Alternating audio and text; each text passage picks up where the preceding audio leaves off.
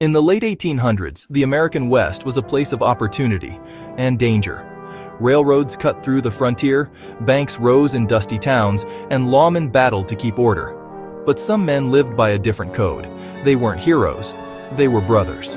And together, they'd make one of the boldest and bloodiest outlaw stands in Wild West history.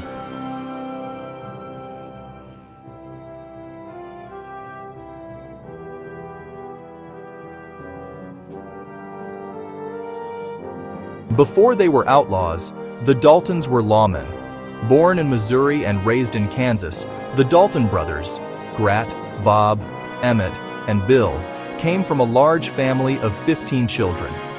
Their older brothers, Frank and Bob Dalton Sr., had served as U.S. deputy marshals in Indian Territory.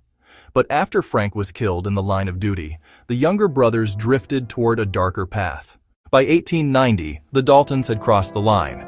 They began robbing trains, and doing it with style, speed, and precision. Their first major hit came in 1891, near Horton, California.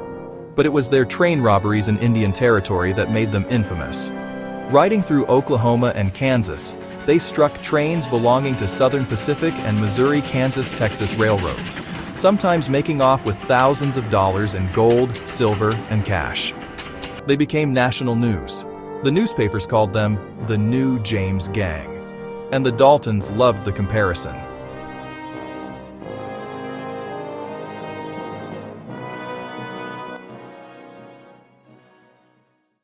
But Bob Dalton wanted more than infamy. He wanted to outdo Jesse James himself by pulling off something never done before, robbing two banks at the same time.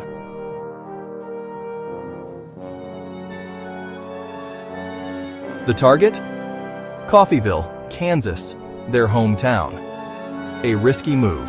Everyone there knew them by face. But the Dalton brothers thought they could disguise themselves and get away clean.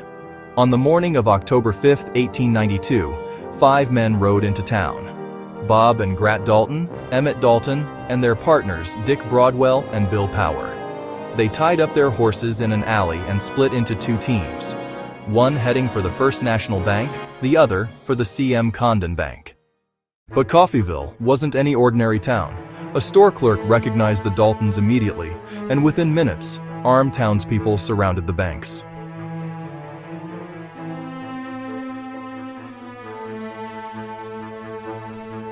As the gang tried to leave, gunfire erupted from all directions.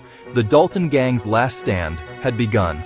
In a hail of bullets, Bob and Grat Dalton, Bill Power, and Dick Broadwell were cut down. Only Emmett Dalton, shot 23 times, somehow survived.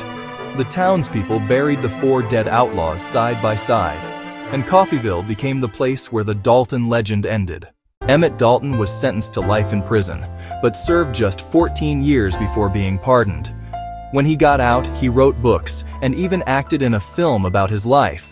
He was the only Dalton to die an old man, far from the gunfire that killed his brothers. Today, the Dalton Gang stands as one of the last great outlaw tales of the American frontier.